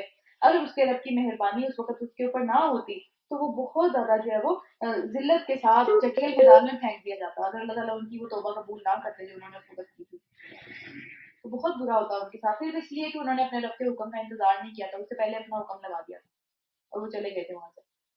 تو جس کی جتنی بڑی ذمہ داری ہے اس کے اوپر اتنا ہی بڑا عذاب بھی آئے گا. نبیوں کی ذمہ داریاں ہیں اسی وقت آ گیا، دیکھیں انسانوں کے اوپر عام طور پر اس وقت نہیں آتا. تو جس کی جتنی بڑی ذمہ داری ہے، تو جتنا اونچا ہے اللہ کی نظر میں، وہ اتنا ہی زیادہ رسپانسبل ہے اپنے کام کے لیے. اس کے اوپر اتنی ہی بڑی ذمہ داری ہے، اس کی پوچھ بھی اتنی ہی زیادہ ہے. اس بات سے پتہ چلتا ہے نا ہمیں. آخرکار اس کے رب نے اسے برگزیدہ کر لیا اپنے پاس، اس کو جگہ دی اور اسے صالح بندوں میں شامل کر دیا غلطی کے بعد. جب یہ کافر لوگ جو نصیحت سنتے ہیں یعنی قرآن کو سنتے ہیں تو تمہیں ایسی نظروں سے دیکھتے ہیں کہ گویا تمہارے قدم اکھاڑ دیں گے. غصے میں مطلب ایسی نظروں سے دیکھتے ہیں کہ بس کس طریقے سے جو ہے اس کا جو ہے ختم کر دیں اس پوری کی پوری چیز کو. اور وہ کہتے ہیں کہ یہ ضرور دیوانہ ہے، یہ کس طرح کی باتیں ہم سے کر رہا ہے، یہ کیسی باتیں عجیب تھی. حالانکہ یہ تو سارے جہانوں کی طرف کے لیے اللہ تعالیٰ کی طرف سے ایک نصیحت ہے. یہ سارے جہانوں کے لیے، صرف ان کے لیے نہیں تھی جن کو سمجھ ہی نہیں آئی اس بات کی. آگے سورہ الحاقہ مکی صورت ہے، یہ بھی آگے موسٹلی مکی صورتیں آئیں گی، مدنی صورتیں بہت کم ہیں آگے. جو آئے گی بھی وہ بھی بہت چھوٹی سی ہوگی. شروع کرتے ہیں اللہ کے نام سے جو بہت مہربان نہایت رحم فرمانے والا ہے. یہ تو بہت بڑی کوئی قیامت ٹائپ کی چیز آ رہی ہے. کیا ہے وہ بہت بڑی جو ہے وہ عجیب سی بات جو کہ سننے والی آ رہی ہے، اور تم کیا جانو کہ وہ کیا بات ہے. سمود اور عاد نے اس اچانک ٹوٹ پڑنے والی آفت کو جھٹلا دیا تھا جو کہ اچانک ٹوٹ پڑتی ہے. کیا ہے وہ بات؟ یہاں پہ اللہ تعالیٰ اس کو ڈیٹیل میں بتا رہے ہیں کہ کیا بات ہے وہ، جس کی یہاں پہ شروع میں لگنا ہے، پہلے کوشچن کیا اور اس کے بعد اس کو ڈیٹیل میں بتا رہے ہیں. تو سمود ایک سخت حادثے سے ہلاک کر دیے گئے، اور آج قومیں ہم پڑھ چکے ہیں اس کے بارے میں. آج ایک شدید ترین طوفانی آندھی سے تباہ کر دیے گئے. اللہ تعالیٰ نے اس کو مسلسل 7 دن اور 7 راتوں 8 دنوں تک اور 7 راتوں تک ان کے اوپر مسلط کر کے رکھا. ایک ایک مر گیا ان کے اندر سے، کوئی نہیں بچ سکا اس آندھی کی وجہ سے. تم ہوتے وہاں تو تم دیکھتے کہ وہ اس طرح سے الٹے پلٹے پڑے ہوئے تھے، اڑ اڑ کے گر رہے تھے کہ جیسے کہ کھجور کے بوسیدہ تنے ہیں، یعنی سوکھ جاتے ہیں نا جب پتے تو پھر کس طرح اڑتے ہیں، کس طرح گرتے ہیں، کوئی ان کو پوچھنے والا نہیں ہوتا. اب کیا ان میں سے کوئی تمہیں باقی بچا ہوا نظر آتا ہے؟ ان کا بھی یہی ضرور تھا، ان کی بھی یہی باتیں تھیں، ان کی بھی ساری کی ساری یہی انکار تھے، یہی ان کے سارے جو ہے وہ ایکسکیوزز تھے کہ نہیں ماننا، یہ مسئلہ ہے، یہ مسئلہ ہے، نہیں مان کے دیں گے، ہمیں تو لگتا ہے یہ بندہ جو ہے وہ جنونی ہے، اس کے اوپر کچھ جن آتا ہے، یہ پاگل ہے، دیوانہ ہے، اس کی ہی بات کیوں مانے. وہ بھی ایسی باتیں کرتے تھے جیسے مکہ والے کرتے تھے اور جیسے ہم آج کرتے ہیں. اور اسی اتنی بڑی خطا جو انہوں نے کی، اسی طرح کی خطا جو تھی وہ فرعون نے بھی کی تھی، اس نے بھی نہیں مانا، اس نے بھی جھٹلا دیا. اور اس سے پہلے کے لوگوں نے اور اس سے پہلے کے لوگوں نے بھی کی تھی، اور ساری تلپٹ ہو جانے والی بستیوں نے بھی کی تھی. یہ وہ والی بستیاں جو کہ لوط علیہ السلام کو لوط علیہ السلام کی جو قوم تھی، جو کہ گیئزم کے اندر، ہومو سیکچولیٹی کے اندر تھے وہ لوگ. تو ان کو اللہ تعالیٰ نے اوپر نیچے کر دیا تھا. وہ بستی آسمان تک اٹھائی تھی حضرت ابراہیم علیہ السلام نے اپنے ایک پر سے، اور آسمان سے نیچے پھینکی گئی تھی وہ الٹ کر. یہ اس کے اوپر عذاب آیا تھا، اور 5 عذاب آئے تھے، ان میں سے ایک یہ تھا. ان سب نے اپنی رسول کی بات نہیں مانی تھی، تو ان کو بہت سختی کے ساتھ اللہ تعالیٰ نے پکڑا تھا. یعنی ایک مہلت دی تھی، اس کے بعد مہلت کے بعد پکڑا تھا، یہ نہیں کہ فوراً سے پکڑ لیا تھا. جب پانی کا طوفان حد سے گزر گیا تو ہم نے تم کو کشتی میں سوار کر دیا. نوح علیہ السلام کی بات ہو رہی ہے. تاکہ اس واقعے سے تمہارے لیے ایک سبق میں نکلے اور یادگار بن جائے یہ رہتی دنیا کے لیے، اور یاد رکھنے والے کان اور اس کی یاد کو محفوظ رکھیں. کیونکہ یہ واقعہ ایک بہت بڑا واقعہ ہوا تھا، پوری زمین کے اوپر پانی پانی آ گیا تھا، ہر چیز تباہ و برباد ہو گئی سوائے 29 لوگوں کے جو کہ اس کشتی میں سوار تھے. اور وہ سارے جانور کے جو پیئرز اللہ تعالیٰ نے نوح علیہ السلام کو حکم دیا تھا کشتی میں سوار کرانے کا، بس. باقی تو سب چیزیں ختم ہو گئی تھی، کیونکہ بہت بڑا واقعہ ہے، اس کا ذکر تورات میں بھی ہے، انجیل میں بھی ہے، ہر اہل کتاب جو کہ کوئی بھی ہو وہ اس واقعے کو جانتے ہیں، اتنا بڑا واقعہ ہوا تھا اس دنیا کے اندر۔ پھر کیا ہوا کہ پھر جب ایک دفعہ سور پھونکی جائے گی، یعنی قیامت والے دن 2 سور پھونکے جائیں گے، سور کی ایک کھڑکھڑاتی ہوئی آواز ہے جو کہ آئے گی اور سب کے سب لوگ مر جائیں گے، اور سیکنڈ سور کے اوپر سب کے سب زندہ ہو جائیں گے اور سب اسی آواز کی طرف چل پڑیں گے، چاہے چاہ رہے ہوں چاہے نہ چاہ رہے ہوں، سب نے وہی جانا ہے حساب کے لیے، سب کے سب وہاں ریڈی ہو جائیں گے، جتنے انکار کرنے والے ہیں، جتنے کافر ہیں جو نہیں مانتے، سب وہاں جمع ہو جائیں گے اپنے رب کے سامنے، کوئی بھی وہاں پہ جو بولنے والا نہیں ہوگا، یہاں جتنا مرضی بولے۔ پھر کیا ہے، جب ایک دفعہ سور پھونک دی جائے گی اور زمین اور پہاڑوں کو اٹھا کر ایک ہی چوٹ میں سے ریزہ ریزہ کر دیا جائے گا۔ اب ریزہ ریزہ یہاں پہ جو بات ہوئی ہے، ریزہ ریزہ اس چیز کو کہتے ہیں، یعنی یہاں پہ تو اردو میں وہ ترجمہ نہیں ہوا ہوا، لیکن عربی میں جو واقع یہاں پہ جو لفظ استعمال ہوا ہے وہ یہ ہے کہ جو اتنا باریک ذرہ جو کہ ہمیں دھوپ میں نہیں نظر آتا، کہ دھوپ کی ایک رے آ رہی ہوتی ہے، ایک شعاع آ رہی ہوتی ہے دھوپ کی، اور اس کے اندر ہمیں نظر آتا ہے کہ فضا میں کچھ ہے باریک باریک سا، جو کہ ہمیں عام آنکھ سے نظر نہیں آتا، لیکن اتنا باریک ہوتا ہے وہ کہ وہ دھوپ کی ایک اسپیشل قسم کی اینگل سے دھوپ پڑتی ہے تو ہمیں نظر آتا ہے کہ اچھا یہ ہوا میں کیا ہو رہا ہے، وہ اس کو کہتے ہیں یہاں پہ یہ جو یہاں پر عربی میں لفظ استعمال ہوا ہوا کہ اتنا باریک ہو جائے گا وہ اتنا بڑا پہاڑ اور پوری کی پوری زمین، اس روز ہونے والا وہ واقعہ پیش آ جائے گا جس کی آج خبر دی جا رہی ہے، اس روز آسمان پھٹ پڑے گا اور اس کی بندش ڈھیلی پڑ جائے گی، یہ اس طرح سے جو ہے وہ آسمان کے اوپر جس طرح اللہ تعالیٰ نے کسا ہوا ہے اس کو کہ گرتا نہیں ہے، جس طرح ہم کوئی ٹینٹ وغیرہ دیکھتے ہیں اس کو کسنا پڑتا ہے تاکہ وہ گرے نہیں، تو یہ اس وقت اتنا کسا ہوا نہیں ہوگا، اس کی بندش جو ہے اس کو پکڑا ہوا اس طریقے سے وہ ڈھیلا ہو جائے گا، فرشتے اس کے ہر طرف موجود ہوں گے آسمان کے، اور 8 فرشتے اس روز تیرے رب کا عرش اپنے اوپر اٹھائے ہوئے ہوں گے، سامنے آ جائے گا سب کچھ، اللہ تعالیٰ کو تو ہم نہیں دیکھ سکیں گے لیکن فرشتوں کو دیکھ سکیں گے۔ وہ دن ہوگا کہ جب تم لوگ پیش کیے جاؤ گے اور کوئی راز بھی چھپا ہوا نہیں رہے گا، ہر چیز سامنے آ جائے گی، ہر ایک کی، اور پوری دنیا کے سامنے آئے گی، اس وقت جس کا نامہ اعمال اس کے سیدھے ہاتھ میں دے دیا گیا وہ کہے گا کہ لو دیکھو پڑھو میرا نامہ اعمال پڑھو، میں سمجھتا تھا کہ مجھے ضرور حساب ملنے والا ہے، دیکھو میں نے یہ کام کیا، دیکھو میں نے یہ کام کیا، آج میں کامیاب ہو گیا، اس کی خوشی کی ٹھکانا ہی نہیں ہوگا اس کی خوشی کا، آج ہمیں کوئی خوشخبری ملتی ہے ہم سب کو بتاتے ہیں نا، وہاں پہ بھی یہی ہوگا کہ دیکھو دیکھو میرا نامہ اعمال دیکھو، اللہ تعالیٰ ہم سب کو ان لوگوں میں سے کریں کہ ہم سب جو ہے وہ کامیاب ہو جائیں وہاں پہ، اور ہم سب جو ہے خوشی خوشی دوسروں کو اپنے نامہ اعمال دکھا رہے ہوں، بس وہ دل پسند عیش میں ہوگا، جو اس کا دل چاہے گا وہ کرے گا، عالی مقام جنت کے اندر جس کے پھلوں کے گچھے جھکے ہوئے ہوں گے، اٹھ کے جو ہے وہ لے کے بھی نہیں آنا پڑے گا، اتنی بھی تکان نہیں ہوگی، پاس ہی آ جائیں گے، ہر چیز پاس ہوگی، ایسے لوگوں سے کہا جائے گا مزے سے کھاؤ اور مزے سے پیو اپنے ان اعمال کے بدلے میں جو تم نے کیے ہیں پچھلے دنوں میں اپنی زندگی کے اندر، ایمان کے بدلے میں نہیں ہے، لیکن قرآن ہمارا جو ہے وہ انشاءاللہ کمپلیٹ ہونے والا ہے، ایک ہی بات بار بار آتی ہے کہ اعمال کے بدلے میں، اعمال کے بدلے میں، ایمان کے بدلے میں نہیں ہے، کسی سے نسبت کے بدلے میں نہیں ہے، کسی سے رشتے کے بدلے میں نہیں ہے، کسی قوم سے ہونے کے بدلے میں نہیں ہے، کسی امت سے ہونے کے بدلے میں نہیں ہے، اعمال کے بدلے میں ہے، اور یہاں اعمال بھی ایمان کے بعد، اور جس کا نامہ اعمال اس کے بائیں ہاتھ میں دیا جائے گا یعنی الٹے ہاتھ میں لیفٹ ہاتھ میں، وہ کہے گا کہ کاش میرا نامہ اعمال مجھے نہ دیا گیا ہوتا، یہ کیا ہے، یہ کیا چیز میرے ہاتھ میں پکڑا دی گئی اور میں نہ جانتا تھا کہ میرا حساب ہوگا، یہ کیا حساب ہوا میرے ساتھ، ٹھیک ہے، ایک ایک چیز واضح طور پہ اس کے اندر لکھی ہوئی ہے، ہر چیز میری بتا دی گئی، کاش میری موت وہی ہوتی جو کہ دنیا میں آئی تھی، بس اسی دن میں ختم ہو جاتا، مجھے کبھی نہ اٹھایا جاتا، اسی دن میرا فیصلہ ہو جاتا، میں اسی دن ختم ہو جاتا، مٹی ہو جاتا، میں ہڈیوں کا پنجر بن جاتا، اس دنیا میں میرا کوئی نام و نشان نہ ہوتا، یہ خواہش کرے گا، آج میرا مال میرے کسی کام نہ آیا، اس کو میں بچا بچا کے رکھتا تھا، میرا سارا اقتدار، ساری اتھارٹی، ساری پاور، ہر قسم کا جو غرور تھا وہ ختم ہو گیا، زمین میں مل گیا سب کچھ،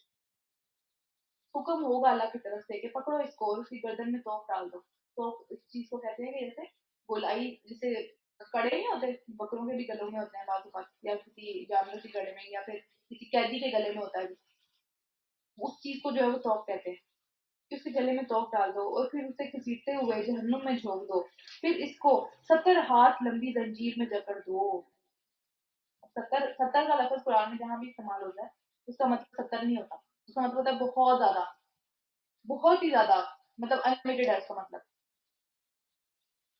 تو پھر اتنی بڑی وہ زنجیر ہے کس طریقے سے اس میں جو ہے جکڑا ہوا ہوگا، اور جہنم میں پھر وہ ظاہر زنجیر بھی تپے گی، ہم سوچ سکتے ہیں اس چیز وہ کیا ہے، یہ نہ اللہ تعالیٰ کے اوپر ایمان لے کے آتا تھا بندہ، اور نہ مسکین کو کھانا کھلانے کی ترغیب دیتا تھا، نہ خود کھلاتا تھا نہ کسی اور کو کھلانے دیتا تھا، مسکین وہ بندہ ہے جو کہ ہو سکتا ہے اس کا کوئی سورس آف انکم ہو، ضروری نہیں ہے کہ وہ جو ہے وہ بے یار و مددگار اور بے روزگار ہی ہو.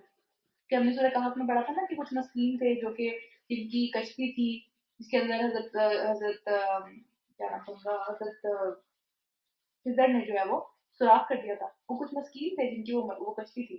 مسکین کا لفظ ان کے لیے استعمال ہوا ہے قرآن میں، حالانکہ وہ تو ایک ان کے پاس تھا ذریعہ معاش، ایک کام وہ کرتے تھے، لیکن اسٹل ان کے لیے مسکین کا لفظ استعمال ہوا ہوا. تو ضروری نہیں ہے کہ وہ جو ہے وہ بیان مددگار ہی ہوں، ضروری نہیں ہے یہ چیز. ہو سکتا ہے کہ ان کا کوئی ذریعہ معاش ہو لیکن ان کا پورا نہ ہوتا ہو، وہ پھر بھی جو ہے وہ بہت مشکلوں سے زندگی گزار رہے ہو، اس کا پھر بھی اس کے پاس کھانے کو نہ ہو. تو پھر یہاں پہ ان کو کھانا کھلانے کی بھی بات کی گئی ہے. لہٰذا آج نہ یہاں ایسا کوئی جو ہے وہ کوئی دوست ہوگا جو اس کا غم بانٹے، اور نہ ہی زخموں کو دھونے والا، مطلب دھونے والا کوئی بھی ایسی کوئی چیز نہیں ہوگی اس کے پاس جو کہ زخموں کو ختم کر دے. اور نہ اس کے لیے کھانے کے لیے کیا ہے، زخموں کے اندر جو پیپ ہوتی ہے، جو کچا خون نہیں ہوتا وائٹ وائٹ سا جو کہ صحیح خون بھی نہیں ہوتا درمیانہ، بس یہ ملے گا کھانے کو، اس کے علاوہ کچھ نہیں. اور یہ وہ کھانا ہے کہ جسے خطا کاروں کے علاوہ کوئی بھی نہیں کھانا پسند کرتا. وہ بھی نہیں کھانا پسند کریں گے لیکن ان کے پاس کوئی آپشن ہی نہیں ہے کہ وہ کچھ اور کھا سکے.